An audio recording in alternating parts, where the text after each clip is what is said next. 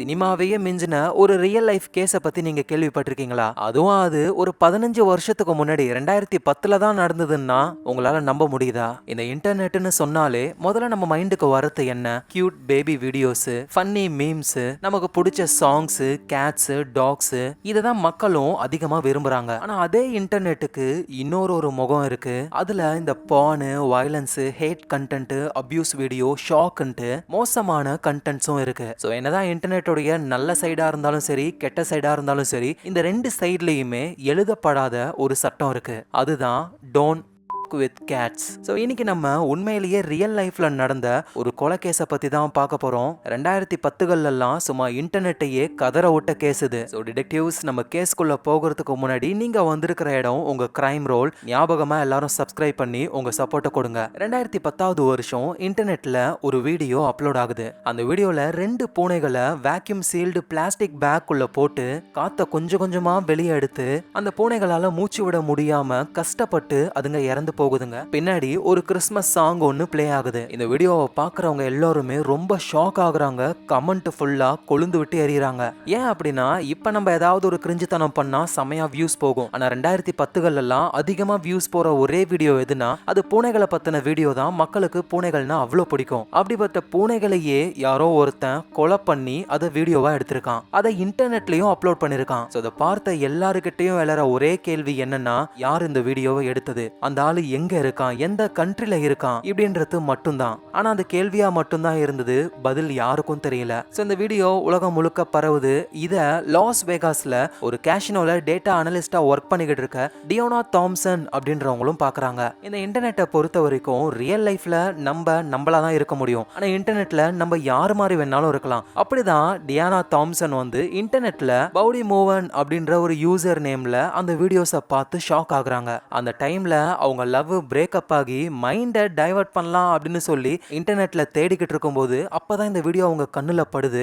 Already காண்டுல இருந்தவங்க ரொம்ப டிப்ரெஷனுக்கு போயிட்டாங்க. அந்த வீடியோவோட கமெண்ட்ல ஒரு ஃபேஸ்புக் குரூப் லிங்க் ஒன்னு இருந்தது. இந்த வீடியோல இருக்கிற ஆள் யாரு அப்படின்ற பேர்ல அந்த குரூப்ல ஆயிரக்கணக்கான பேர் ஜாயின் பண்ணாங்க.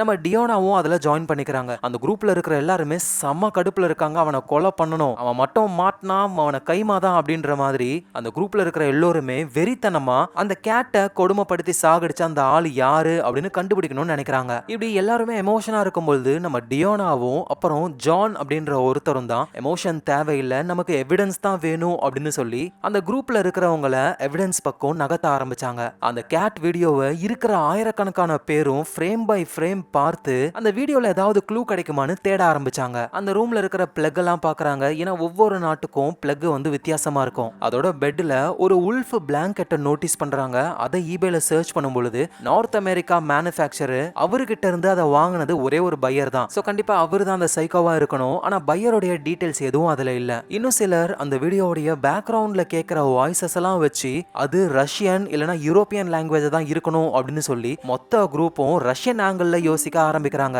சோ இப்படியே சில நாள் போகுது. அதுக்கப்புறம் தான் தெரிய வருது அது ஒரு ரெக்கார்டிங். யாரும் நம்மள கண்டுபிடிக்க கூடாதுன்ட்டு இன்டென்ஷனலா அந்த கில்லர் மிஸ்லீட் பண்ணிருக்காரு. அதுக்கேத்த மாதிரியே இவங்களும் டைவர்ட் ஆயிட்டாங்க. சரி, திரும்பவும் நம்ம இன்வெஸ்டிகேஷன் ஆரம்பிக்கலாம் நினைக்கும் பொழுது 2வது வீடியோ அப்லோட் ஆகுது. இறந்து போன ஒரு கேட்டை வச்சுக்கிட்டு அந்த கில்லர் விளையாடிக்கிட்டு இருக்காரு. சில போட்டோஸ்லாம் ரிலீஸ் ஆகுது. இதுக்காகவே ஃபேக் ஃபேஸ்புக் அக்கவுண்ட்டை கிரியேட் பண்ணி இந்த வீடியோஸ் எல்லாம் அப்லோட் பண்ணிக்கிட்டு இருக்காரு. அந்த வீடியோவுடைய ஒரு ஃப்ரேம்ல ஒரு சிகரெட் பேக் ஒன்னு தெரியுது. அதுல சர்ஜனுடைய ஜெனரல் வார்னிங்ஸ் இருக்கும். சோ இது வந்து அமெரிக்கால மட்டும்தான் கம்பல்சரி. அப்படின்னா ஆல்ரெடி அந்த உல்ஃப் பிளாங்கெட்டை நார்த் அமெரிக்கால தான் மேனுஃபேக்சர் பண்றாங்க. அங்க இருந்து தான் அந்த கில்லர் வாங்கியிருக்காரு. இப்ப இந்த சிகரெட் பேக்கெட் கண்டிப்பா அந்த கில்லர் நார்த் அமெரிக்கால தான் இருக்க வாய்ப்பு அதிகம் அப்படின்னு சொல்லி நார்த் அமெரிக்காவை டார்கெட் பண்ண ஆரம்பிக்கிறாங்க. அதே மாதிரி அந்த வீடியோல எல்லோ வேக்யூம் கிளீனர் ஒன்னு இருக்கு. அது வந்து நார்த் அமெரிக்கால மட்டும் தான் சேல் ஆகிற ஒரு மாடல். அவ்வளவுதான், அந்த கில்லரை நம்ம கண்டுபிடிக்க போறோம் அப்படின்னு ஒரு ஃபேஸ்புக் குரூப்ல இருக்கிற ஆயிரக்கணக்கான பேரும் டிடெக்டிவா மாறி தேடுறாங்க. அப்பதான் ஜேம்ஸே அப்படின்ற ஒருத்தர், அவரோட உண்மையான பேரு எட்வர்டு, அவருடைய ஃபேஸ்புக் ப்ரொஃபைல பாக்குறாங்க. ப்ரொஃபைல் பிக்சர்ல அந்த கேட்டை அபியூஸ் பண்ணதுக்கான இமேஜ் இருக்கு. இதை இவர் எங்க இருந்து எடுத்தாரு, இவர்தான் உண்மையிலேயே அந்த கில்லரா அப்படின்னு எதுவும் தெரியறதுக்கு முன்னாடி அந்த ஆயிரக்கணக்கான மக்களும் கண்மூடித்தனமா அவரை அட்டாக் பண்ண ஆரம்பிக்கிறாங்க. அவரோட அட்ரஸ், அவரோட ஃபேமிலிஸ்னு எல்லாருக்குமே இந்த விஷயம் தெரிய வருது. இதனால அவமானம் தாங்கிக்க முடியாம எட்வர்டு இறந்தே போறாரு. ஆனா அதுக்கப்புறம் தான் தெரிய வருது, எட்வர்டு வந்து ஏதோ ஒரு பான் வெப்சைட்ல இருந்து அந்த போட்டோஸை அவரோட ப்ரொஃபைல்ல யூஸ் பண்ணிருக்காரு. உண்மையிலேயே அவர் ஒரு கொலைகாரன் கிடையாது. சோ இன்டர்நெட்ல எல்லாருமே சேர்ந்து ஜஸ்டிஸ் கிடைக்கணும் அப்படின்னு நினைச்சாங்க. ஆனா இவங்க பண்ண வேலையினால ஒருத்தரோட உயிரே போயிடுச்சு. சோ அதனால வந்து அந்த குரூப் இனிமே யாரையாவது ஒருத்தரை பாயிண்ட் பண்ணாலும் அவர் தான் கில்லரா அப்படின்றத கன்ஃபார்ம் பண்ணவே எல்லாரும் பயப்பட ஆரம்பிச்சாங்க. சோ அந்த குரூப்ல இருக்கிற யாருமே எதுவுமே பண்ணாமலே ஒரு மெசேஜ் வருது, நீங்க தேடிக்கிட்டு இருக்கிற பர்சன் யாருன்னா லூகா மேக்னோட்டா. சோ உடனே எல்லாரும் அந்த நேமை சர்ச் பண்ணி பார்க்கும் பொழுது நிறைய ஃபேன் பேஜஸ் இருக்கு, மாடல் போட்டோஸ், பொய்யான ஃபேம், இதெல்லாம் கிரியேட் பண்ணது யாருன்னா அதே லூகா தான் பண்ணிருக்காரு. ஏன்னா அவருக்கு வந்து இந்த ஃபேம் ஆகிறதுல ஒரு பைத்தியம் போல. சோ தொடர்ந்து நிறைய வீடியோஸ் வருது. எல்லா வீடியோலையும் ஒரு பூனையை தான் அந்த லூகா கொடுமைப்படுத்தி வீடியோவை போஸ்ட் பண்றாரு. அதோட நிறைய போட்டோஸும் ரிலீஸ் ஆகுது. நம்ம டியோனா தான் டேட்டா அனலிஸ்ட் ஆச்சே. அவங்க அந்த போட்டோஸோட டேட்டாவெல்லாம் செக் பண்ணி பார்க்கும் பொழுது ஒரே ஒரு போட்டோல ஜிபிஎஸ் கோஆர்டினேட்ஸ் கிடைக்குது. அந்த கில்லருடைய லொகேஷன் கனடால இருக்கிற மாதிரியும் அந்த போட்டோவை கூகுள் ஸ்ட்ரீட் வியூல மேட்ச் பண்ணி அட்ரஸையும் கண்டுபிடிச்சிடுறாங்க. சோ உடனே அங்க இருக்கிற போலீஸ்க்கு கான்டாக்ட் பண்ணி போலீஸை அனுப்பும் பொழுது அங்க லூகா இல்ல, ஆல்ரெடி அவர் எஸ்கேப் ஆயிட்டாரு. இந்த மாதிரி நம்மள தேடி வரணும்ன்றதுக்காக தான் ஈஸியா லொகேஷன் டிடெக்ட் பண்ற மாதிரிலாம் ஆளு பண்ணிருக்காரு. சோ லூகா எஸ்கேப் ஆயிட்டாரு. எது என்னவோ அவர் எஸ்கேப் ஆயிட்டாரு, இதுக்கப்புறம் பண்ண மாட்டாரு அப்படின்னும் பொழுதுதான் அகைன் இன்னொரு வீடியோ அவர்கிட்ட இருந்து ரிலீஸ் ஆகுது. ஆனா இந்த தடவை பூனைகள் வச்சு இல்லாம ஒரு மனுஷனை வச்சு அந்த வீடியோவை எடுத்திருக்காரு. அப்படின்னா இவ்வளவு நாள் பூனைகளை வச்சு பண்ணது எல்லாமே ஒரு பிராக்டிஸ் மாதிரி தான். அந்த கில்லருடைய உண்மையான மோட்டிவே மனுஷனை கொடுமைப்படுத்தி அதை வீடியோவா எடுத்து அப்லோட் பண்ணணும்னு தான். சோ அந்த வேலையையும் இப்ப பண்ண ஆரம்பிச்சிட்டாரு. சோ இந்த வீடியோவை நம்ம டியோனாவும் ஜானும் பாக்குறாங்க, ஷாக் ஆகி போயிருக்காங்க. ஏன்னா சினிமால வர மாதிரி ஒரு பர்ஃபெக்டான பிளான் பண்ண ஒரு மர்டர். அந்த வீடியோவோட பேரு one lunatic one ice big. இந்த ஐஸை பிக் பண்ற அந்த ஷார்ப்பான பொருள் எடுத்து அந்த பர்சனை கொலை பண்றத அப்படியே வீடியோவா எடுத்து அப்லோட் பண்ணிருக்காரு. ஆனா ஒரு டவுட் வருது, அந்த கேட்டை கொலை பண்ண அதே பர்சன் தான் இதுவா அப்படின்னு கன்ஃபார்ம் பண்ணணும். அதை கன்ஃபார்ம் பண்ற மாதிரியே எப்படி கேட்டை கொல்றதுக்கு முன்னாடி அந்த கேட்டை டச் பண்ணுவாரோ அதே மாதிரி தான் இந்த மனுஷனையும் டச் பண்ணிருக்காரு. அதோட அந்த லூகா வந்துட்டு இதுக்கு முன்னாடி அப்லோட் பண்ண வீடியோல ஒரு சாங்கை யூஸ் பண்ணிருப்பாரு. அதே சாங் தான் இங்கேயும் ஓடுது. சோ அப்படின்னா அதை பண்றது லூகா தான். ஆனா ப்ராப்ளம் என்னன்னா ஆல்ரெடி லூகா இருந்த லொகேஷன்ல இருந்து எஸ்கேப் ஆயிட்டாரு. இப்ப இந்த வீடியோவை எங்க எடுத்தாரு அப்படின்னு யாருக்குமே தெரியல. சோ அப்படியே கொஞ்ச நாட்கள் போகுது. அப்போ ஒரு நியூஸ் வருது, கனடாவுடைய மான்ட்ரியல் அப்படின்ற ஒரு ஊருடைய ஒரு தெருவுல ஒரு சூட்கேஸ் ஒன்னு இருக்கு, அதுல இருந்து புழுக்கள்லாம் வந்திருக்கு. என்னடான்னு ஓபன் பண்ணி பார்த்தா அதுக்குள்ள ஒரு இறந்து போன உடம்பு. லூகா அந்த வீடியோல கொலை பண்ண அதே பர்சன் தான். ஏன்னா அந்த ஐஸ் பிக்ல வச்சு குத்தி இருப்பார்ல, அந்த காயங்கள்லாம் அப்படியே இருக்கு. அந்த சூட்கேஸுக்கு பக்கத்திலேயே குப்பை தொட்டிலாம் இருக்கு. அந்த குப்பை தொட்டியை செக் பண்ணி பார்க்கும் பொழுது கத்தி, ரம்பம், ஸ்க்ரூ டிரைவர், அதை ஐஸ் பிக் மாதிரி மாடிஃபை பண்ணுது, இது எல்லாமே இருக்கு. அது கூடவே ஒரு டிரைவர் லைசன்ஸ் கிடைக்குது. அதுல இருந்த பேரு லூகா ரோகோ மேக்னட்டா. லைசன்ஸ்ல வந்து அட்ரஸ் இருக்கும்ல, சோ அந்த அட்ரஸுக்கு போறாங்க. போய் பார்த்தா அது ஒரு அபார்ட்மெண்ட். அந்த வீடியோவை அங்கதான் எடுத்திருக்காரு. பெட்ல வச்சு அந்த பர்சனை கொலை பண்ணிட்டு பாத்ரூம்ல கொண்டு போய் தான் வெட்டி சூட்கேஸ்ல போட்டு இங்க கொண்டு வந்திருக்காரு. ஆனா இப்ப அந்த இடத்துல லூகாவை காணோம். சோ போலீஸ் என்ன பண்றாங்கன்னா இந்த லூகா கொலை பண்ண இந்த பர்சன் யாருன்னு கண்டுபிடிக்கும் பொழுதுதான் அவர் ஒரு 30 வயசு இருக்கிற ஜுன் அப்படின்ற ஒருத்தர். அங்க இருந்த சிசிடிவி கேமராவை செக் பண்ணி பார்க்கும் பொழுது இந்த லூகாவும் ஜுன்னும் வந்துட்டு ஒன்னாதான் அந்த அபார்ட்மெண்ட் குள்ள போயிருக்காங்க. ஆனா வெளியே வந்தது லூகா மட்டும்தான். அதோட இந்த லூகா வந்து ஜுன்னுக்கு வைன்ல மயக்க மருந்த கலந்து கொடுத்திருக்காரு. சோ அப்படி மயங்கி இருக்கும்போது தான் அந்த ஜுன்னை கொடுமைப்படுத்தி சாகடிச்சு அதை வீடியோவா எடுத்து அப்லோடும் பண்ணிருக்காரு. சோ இறந்து போனது ஜுன். அவரு வந்து ஒரு ஏஷியனு. சோ வெளிநாட்டுக்காரரை கொலை பண்ணதுனால இந்த கேஸ் இன்டர்நேஷனல் லெவலுக்கு போகுது.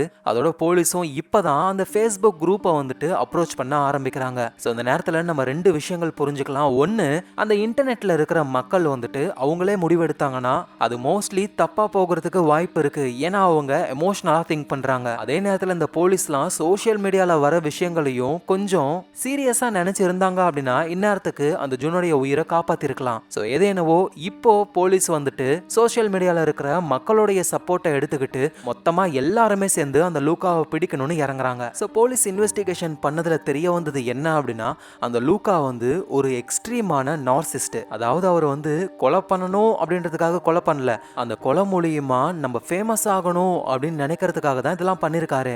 அதாவது அவர் வந்து ஜாக் த ரிப்பர் மாதிரி ஒரு லெஜெண்டரி கில்லரா மாறணும்னு ஆசை. ஜாக் த ரிப்பர் யாருன்னா 1900ல வாழ்ந்த ஒரு சைக்கோ கில்லர். அந்த ஜாக் த ரிப்பருக்கும் நம்ம லூகாவுக்கும் இருக்கிற ஒரே வித்தியாசம் என்ன அப்படின்னா, ஜாக் த ரிப்பர் யாருன்னு யாருக்குமே தெரியாது. ஆனா லூகா அவரை பத்தி எல்லாருமே தெரிஞ்சுக்கணும், ஆனா நம்ம போலீஸ்ல மாட்டக்கூடாது, அதுதான் அவரோட மோட்டிவ். ஸோ போலீஸும் வந்து திங்க் பண்றாங்க, எல்லாத்தையும் அவன் பிளான் பண்ணி பண்ணிருக்கான் அப்படின்னா கண்டிப்பா லூகா இப்ப கனடால இருக்க வாய்ப்பே கிடையாது, வெளியூருக்கு தான் போயிருக்கணும். ஸோ லூகாவுடைய ஃபேமிலியை காண்டாக்ட் பண்ணலாம் அப்படின்னு சொல்லி காண்டாக்ட் பண்ணும்போது லூகாவுடைய அம்மா மற்ற எல்லாருமே சேர்ந்து ஒரு விஷயத்த சொல்றாங்க. இப்பதான் லூகாவை பத்தின கேரக்டரும் நமக்கு தெரிய வருது. சின்ன வயசுல லூகாவை வந்துட்டு ஸ்கூல்ல புள்ளி பண்ணிருக்காங்க.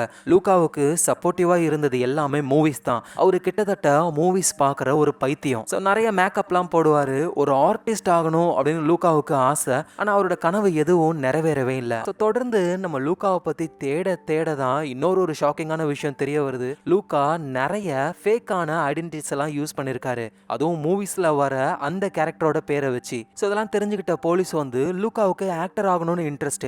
அப்படின்னா லூகா அவனுடைய முகத்தை வச்சுக்கிட்டு ஏர்போர்ட்டுக்கு போக வாய்ப்பே கிடையாது. ஸோ மாறு வேஷத்துல தான் போகணும் அப்படின்னு சொல்லி ஏர்போர்ட்டோட சிசிடிவி ஃபுட்டேஜ் எல்லாம் பார்க்கும்போது தான் பெரிய விக் மாட்டிக்கிட்டு மிக்கி மவுஸ் மாதிரியான ட்ரெஸ்ஸை போட்டுக்கிட்டு இவரு பாரிஸ்க்கு போயிருக்காரு, கேமரால ரெக்கார்ட் ஆகிருக்கு. ஸோ அந்த விஷயம் தெரியும் பொழுதுலாம் லூகா பாரிஸ்க்கு ஆல்ரெடி போயிட்டாரு. இருந்தாலும் பாரிஸ்ல இருக்கிற போலீஸ்க்கும் விஷயத்த சொல்லும் பொழுது அவங்களும் தேட ஆரம்பிக்கிறாங்க. லூகா அங்க ஒரு ஹோட்டல்ல தங்குற மாதிரி பிளான்ல இருந்தாரு. ஆனா அவர் அந்த ஹோட்டலுக்கு போகவே இல்லை. கிரெடிட் கார்டை யூஸ் பண்ணதை வச்சு பார்க்கும்போது அவர் இன்னமும் பாரிஸ்ல தான் இருக்காரு. ஆனா இப்ப எந்த கெட்டப்ல இருக்காருன்னு தெரியல. சோ லூகாவும் என்ன பண்றாருன்னா வேற ஒரு கெட்டப்ல இன்னொரு ஐடென்டிட்டில அங்க இருந்து பெர்லினுக்கு தப்பிச்சு போறாரு. அதோட சும்மா இருக்கலாம்ல, இவரு தான் இந்த ஃபேமஸ் பைத்தியமாச்சே, நம்ம எவ்வளவு ஃபேமஸ் ஆயிருக்கோம் அப்படின்னு சொல்லி ஆளு பெர்லின்ல இருக்கிற ஒரு இன்டர்நெட் கேஃபேக்கு போறாரு. அங்க அவரை பத்தி சர்ச் பண்ணி பார்த்து ஆளு ரொம்ப சந்தோஷப்படுறாரு. அதோட மாறு வேஷத்துல இல்லாம லூகா அவருடைய ஒரிஜினல் கெட்டப்ல இருந்ததுனால அந்த இன்டர்நெட் கேஃபேல இருக்கிற வேலை செய்யற ஒரு ஆளு அவரு வந்து நியூஸ் எல்லாம் ரெகுலரா பாக்குறவரு, நம்ம லூகாவுடைய கேஸ் எல்லாம் அவரு படிச்சிருக்காரு. அவரு லூகாவை பார்த்த உடனே நோட் பண்ணிடுறாரு. உடனே போலீஸ்க்கு கால் பண்ண பெர்லின் போலீஸ் வந்து இவரை பிடிச்சிடுறாங்க. அவ்வளவுதான், அவரை பார்சல் பண்ணி கனடாவுக்கு அனுப்ப எல்லா விசாரணையிலையும் வாயை மூடிக்கிட்டே இருக்காரு. ஆனா இவரு தான் எல்லா தப்பும் பண்ணது. சோ இவருக்கு வாழ்நாள் தண்டனையை கொடுக்கறாங்க. சோ இன்னைக்கு வரைக்குமே லூகா வந்து கனடால இருக்கிற ஒரு பிரிசன்ல தான் இருக்காரு. 2040வது வருஷத்துல தான் அவருக்கு பரோல் கொடுக்கலாமா அப்படின்னு யோசிப்பாங்களே, அதுவும் கேரண்டி கிடையாது. சோ தப்பு பண்ண ஒரு ஆளு ஜெயிலுக்கு போயிட்டாரு. ஆனா இங்க ஒரு முக்கியமான ஒரு கேள்வி வருது. ஒருவேளை லூகா அந்த பூனைகளை கொலை பண்ணி அதை வீடியோவா போடும் பொழுது அப்ப மக்கள் யாரும் அதை கண்டுக்காம இருந்திருந்தாங்க அப்படின்னா லூகா அந்த வேலையை திரும்ப பண்ணிருக்கவே மாட்டாரு. ஏன்னா அவருக்கு தேவை அட்டென்ஷன். அந்த அட்டென்ஷன் கிடைச்ச உடனேயுமே அந்த அட்டென்ஷனுக்காகவே திரும்ப திரும்ப அதை பண்ணாரு, அதுல சந்தோஷப்பட்டாரு. சோ லூகா ஒரு மான்ஸ்டரா இல்ல நம்ம எல்லாருமே அவனுக்கு அட்டென்ஷன் கொடுத்து அவனை மான்ஸ்டரா உருவாக்கிட்டோமா? சோ நீங்க என்ன நினைக்கிறீங்க? அதை கீழே கமெண்ட்ல சொல்லுங்க. எப்படி இருந்தது? அதோட நாளைக்கு நம்ம வெறித்தனமான இன்னொரு இன்வெஸ்டிகேஷன்ல பார்க்கலாம். ஞாபகமா உங்க கிரைம் ரோலை சப்ஸ்கிரைப் பண்ணிக்கோங்க. பாய் டிடெக்டிவ்ஸ்.